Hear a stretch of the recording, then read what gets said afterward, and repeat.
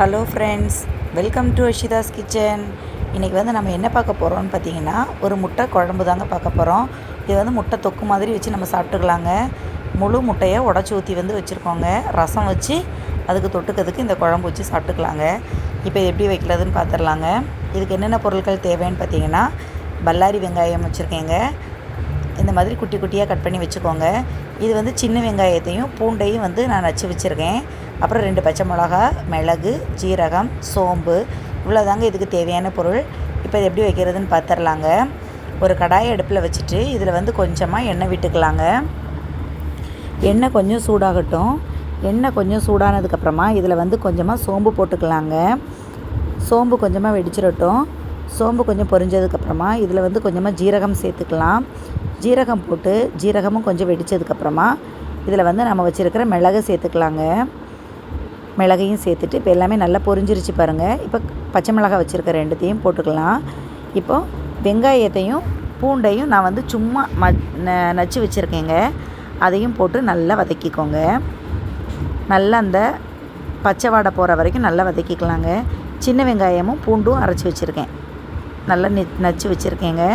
இப்போ இதை போட்டு நல்லா வதக்கிக்கலாம்.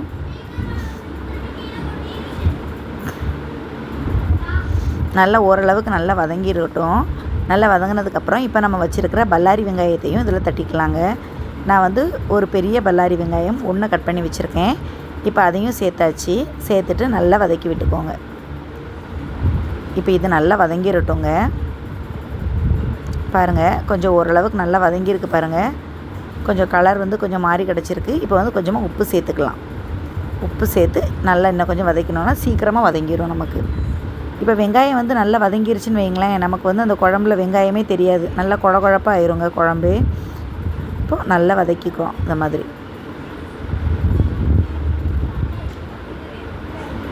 நல்லா வதங்கிருச்சு. இப்போ பாருங்கள், கொஞ்சம் ப்ரௌன் கலர் மாதிரி வந்துருச்சா? இந்த மாதிரி நல்லா வதக்கிக்கோங்க. இப்போ நம்ம இஞ்சி பூண்டு பேஸ்ட்டு கொஞ்சமாக சேர்த்துக்கலாம்.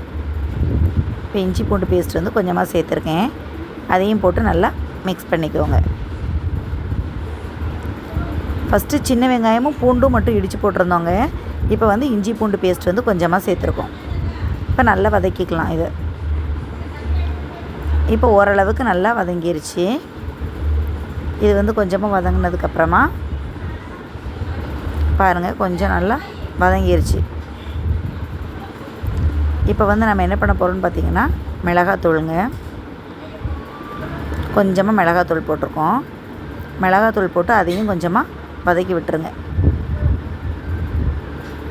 இப்போ மிளகாத்தூள் எண்ணெயில் வதக்கணுன்னா கொஞ்சம் கலர் தெரியுங்கிறதுனால வதக்கியிருக்கோம்.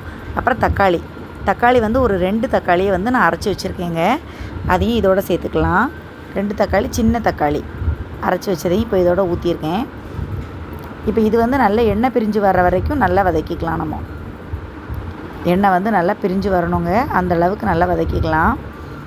பாருங்கள், இந்த பாருங்கள், எண்ணெய் நல்லா பிரிஞ்சு வந்துருச்சு பாருங்கள். நம்ம ஊற்றின தக்காளி நல்லா வதங்கிருச்சு. வதங்கி நம்ம ஊற்றின எண்ணெய் நல்லா பிரிஞ்சு வந்திருக்கு பார்த்திங்களா? இப்போ இந்த டைமில் நம்ம கொஞ்சமாக மல்லித்தூளுங்க. மல்லித்தூள் போட்டுக்கலாம்.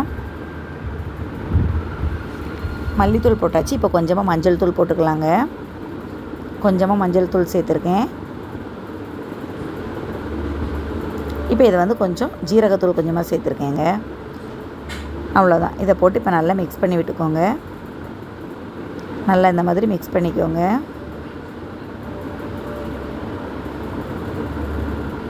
அந்த மசாலாவோட ஃப்ளேவர் கொஞ்சம் வரட்டுங்க. ராஸ்மெல்லாம் கொஞ்சம் போகிற வரைக்கும் நல்லா வதக்கிக்கலாம். லைட்டு அந்த மாதிரி பிடிக்காத அளவுக்கு வதக்கி விட்டுக்கோங்க. இப்போ எல்லாமே நல்லா வதங்கிருச்சுங்க. நம்ம எல்லாமே சேர்த்துருக்கோம். நல்லா வதங்கிருச்சு. இப்போ தேவையான அளவுக்கு உப்பு போட்டு தண்ணி ஊற்றிட வேண்டியதாங்க. தண்ணி ஊற்றியிருக்கேன். கொஞ்சமாக தண்ணி ஊற்றி நல்லா மிக்ஸ் பண்ணிக்கோங்க.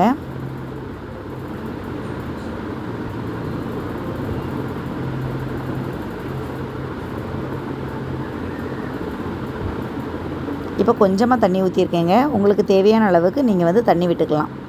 தண்ணி விட்டு தண்ணி நல்லா கொதிக்க ஆரம்பிச்சிடணுங்க. கொதித்ததுக்கப்புறம் நம்ம வந்து முட்டையை வந்து ஒன்று ஒன்றா உடச்சி ஊற்றிக்கலாம். இப்போ இன்னும் கொஞ்சம் தண்ணி சேர்த்துக்கலாம். தண்ணி இன்னும் கொஞ்சம் சேர்த்துருக்கேங்க.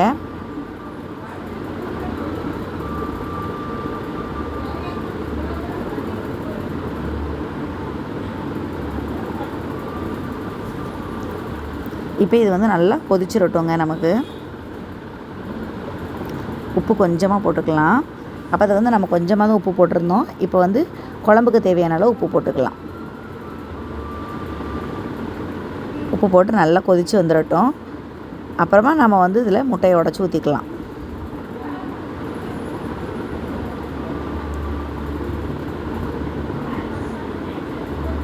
இப்போ பாருங்கள், நம்ம வந்து தண்ணி ஊற்றுனதுக்கப்புறம் குழம்பு வந்து நல்லா கொதிச்சிருச்சுங்க. நல்லா கொதித்து வற்றிருச்சு. இப்போ இந்த டைமில் நான் வந்து ஒரே ஒரு சில்லு அளவுக்கு தேங்காய் வந்து அரைச்சி ஊற்றியிருக்கேங்க. கொஞ்சோண்டு தேங்காய். நீங்கள் வந்து ஒரு 3 டீஸ்பூன் அளவுக்கு கூட தேங்காய் அரைச்ச பேஸ்ட்டை வந்து இதில் ஊற்றிக்கலாம். ரொம்ப தேங்காய் வேண்டாங்க, கொஞ்சமாக ஊற்றிக்கோங்க. ஊற்றிட்டு அதையும் நல்லா மிக்ஸ் பண்ணிக்கோங்க.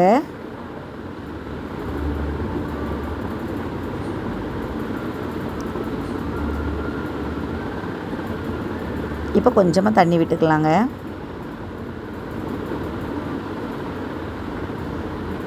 நல்லா மிக்ஸ் பண்ணி விட்டுக்கோங்க.